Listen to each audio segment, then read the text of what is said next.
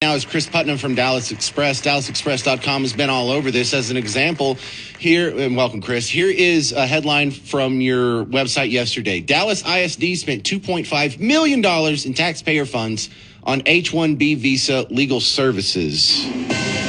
So this is happening all over the place, all around us, at all times, and many times at our expense, Chris.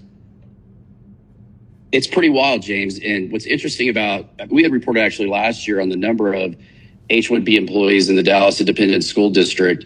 It numbers in the hundreds. And a lot of them are foreign nationals that are basically brought here through the H-1B program to teach English as a second language. So you have foreign nationals teaching other foreign nationals English in our public schools, which I find just really interesting. So how do we, I think one of the easy things we could do to knock some of this down is say, you know what, if you're here illegally, you don't get free school. But the problem that doesn't solve is this H-1B system is sort of a loophole to that, to where they are actually here legally. And even if we did cut off public schooling for illegal immigrants, we would still have some of these problems.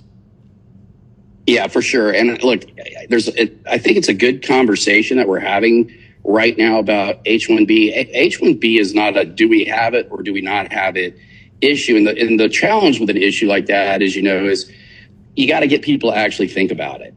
Now, the fraud in the program, I think we're going to find out, has been tremendous. In fact, I did a live interview earlier today with one of the candidates for Texas Attorney General, Aaron Reitz, who you may be familiar with.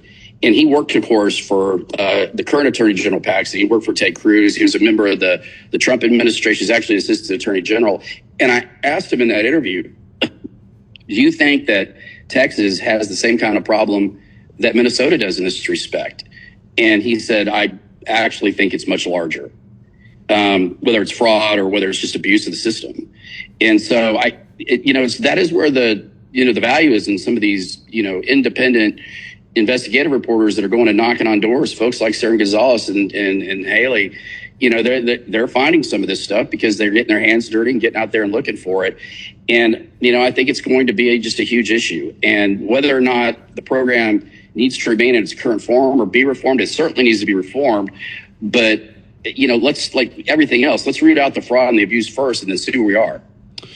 We're talking with Chris Putnam from Dallas Express, who's done a lot of these stories on H-1B visas in different forms, because y'all have covered the Frisco stuff. You've talked about the Colleyville stuff that you used to see as, weren't you like a former mayor or city councilman or something over there? I was the mayor pro tem and city council there, yes. Yeah. So y'all also did good work at the beginning of the week with the hundreds, if not thousands, of H-1B visas that are issued to Texas A&M alone, and then you extrapolate that out through the entire university system. Is we have thousands and thousands of jobs. We're actually, I was going to say, James, we're investigating that at every major university, and it's part of a series that folks can pay attention to. Oh, well, it's not just something that's exclusive to one university. We happen to find the one university that's doing it wrong. This is happening over and over. If not at every single university, I bet it's happening at most, especially the public ones, because they have some sort of H-1B exemption that the rest of us don't get to enjoy. But think about it this. And that's one part of the story. The second part of the story is how many H-1B applicants we're allowing into our Texas universities that are costing admission slots for Texas students, which are already hard to get it, particularly places like UT and Texas A&M. Right, and that's kind of my point. This is the opportunity cost that's lost, because these are jobs, thousands of jobs that should be going to Texans. If you're a teacher and you're wondering why your pay is stagnated, this is why. They're bringing in hundreds, thousands of people who are willing to work for $40,000 a year, so they don't have to pay you more to get you to come fill this position. Same thing, even if you're a lunch lady, if you're a janitor, if you're a teacher's assistant, if you work in the tax office, if you're a business analyst, if you're an auditor, if you're an accountant, if you work in HR, if you work in IT, these are all jobs that should be going to us, that are stagnating our wages just right in front of your face. They are taking away thousands of job opportunities for you to move up in the world. You got your starter home. You figured you just do the right thing and buckle down for a decade or two, and eventually you'd be promoted into having a little bit of disposable income, and my God, maybe even being able to save for retirement. And it never comes, because they are bringing in your replacements and they're undercutting you right in front of your face with your own money. Yeah, that's right. I mean, you hit on the central issue here, which is that it's being used as a labor arbitrage model. And that's labor arbitrage against American citizens. And that is not what the program was designed to do originally. It was designed to identify special skill sets, particularly in tech and or engineering, where we were struggling to, get Americans or qualified Americans to do those jobs. But now it's just being used generically, to get people to do everything that you just mentioned less expensively at the expense of American workers. And by the way, we're doing another story right now on how, these, as you know, a lot of the H-1B community gets concentrated in certain areas where these jobs are. We've talked about Frisco. You mentioned it earlier. Hang on, can we just hit pause and continue this in about 4 minutes? Absolutely. All right, we're going to continue the absolute flood of H-1B visa abuse in the state of Texas. It's happening all around you. It's happening in a bunch of industries. It's happening in universities. It's happening in your public schools, and you're paying for a lot of this. And DallasExpress.com has been breaking a lot of it down. More on that coming up next. News Talk 820, 93.3 FM, WBAP. And Dallas Express, we were talking about the storylines that have been building up with the H-1B visa excesses in Frisco and other concentrated areas. Then Dallas Express was telling you how the state of Texas is the number one H-1B abuser in Texas through the university system and in the state government. And then also we found out that just regular old public school districts like Dallas ISD has something to the order of almost 600 H-1B visa hires in the last 4 years. Jobs that could have gone to you, could have gone to one of your kids, could have gone to a recent college graduate who's underemployed and working as a barista somewhere, waiting for an opportunity to open up. But they have to bring in someone from the other side of the world who's going to do it for half the price. Who cares if they don't really care about our history and language and culture and mores and values and traditions and religion, and they don't want to assimilate or whatever? As long as it saves them a few bucks, who cares if we're screwing over Texans? Well, that's not really good enough. Now, you were kind of adding to the narrative here, Chris, on things that haven't really been reported yet. So keep going with that. Give us the news before it's actually printed. Yeah, before the break, we're going to be doing a story pretty soon talking about home builders in, some of these areas where a lot of the H1 communities are concentrated because they're close to some of these corporate campus environments, places like Frisco, South Lake, et cetera. And these home builders are doing special financing for H-1Bs. And so here again is another example of where, foreign nationals are coming here and literally competing with Americans for jobs, are also giving preferential treatment, in terms of lending.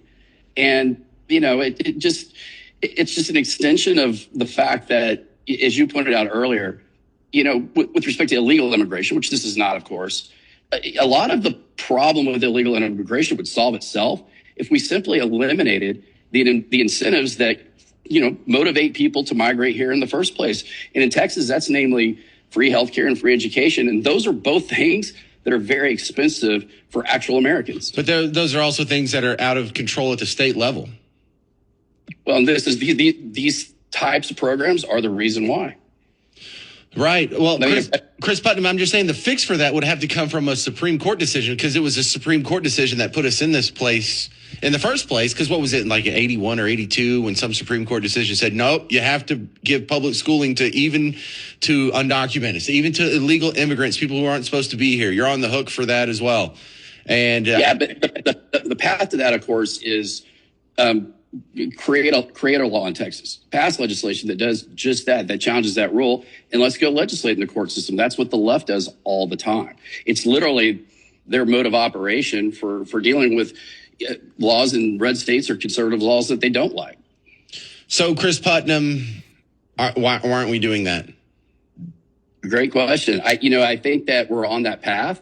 I think we're having a very important discussion, statewide about these impacts. And I think that the more of this fraud and corruption that's associated with these programs comes to light, we're just not going to have a choice but to address it. I mean, the governor, who's not running a competitive election at the moment, has been incredibly vocal, on these issues as of late. He has basically prevented new H-1 applications at state universities for the time being. So I think there's going to be a lot of public pressure to get to the bottom of this. And let's define the scope of just how big of a problem this is to Texas while we're sitting there screaming about all the fraud and corruption in Minnesota. Okay, but here's where I'm skeptical on that one, Chris. The president's vocal about it, but the president's also about the governor. I mean, yeah, I'm sorry. The governor's vocal about it, but he's also been in power for about a decade now, and he hasn't really done anything about it. And he could, if he's just now finding out about it, doesn't that mean he's sort of asleep at the switch? Here's a clip that you guys had on your website yesterday from the governor. Types of allegations that have been made. One is that some of the people who are being hired through the H-1B visa process are not truly bringing unique experience that otherwise cannot be fulfilled by Texans. And he's the example that I got a lot of questions about. Public schools, as in K through 12, they're using H-1B visas to teach our kids. Why can't we have Texans teaching our kids? And so there's a lot of examples like that. Okay, so I'm skeptical. He's saying all the right things, but he's saying them now in an election year after it's already been brought to light. So, of course, he's going to say these things. Well, here's the politics of H-1B, right? I mean, at the end of the day, a lot of business leaders support the program for the very reasons we've discussed here. It's cheap labor. It's an opportunity. It's cheap labor. And those same business interests donate to political campaigns. And so I think that we're just to the point where we've reached critical mass and the problem's so out of hand. And now we're going to see that there's also a lot of fraud and corruption that's associated with these programs that our elected officials will have no choice to address it. And by the way, it's not unique to Governor Abbott. This is a national problem. You're going to see this in every single state. And so it's important that we keep a light on it and start to have an intellectually honest conversation about what we're doing. All right, Chris Putnam, thank you very much for your work out there.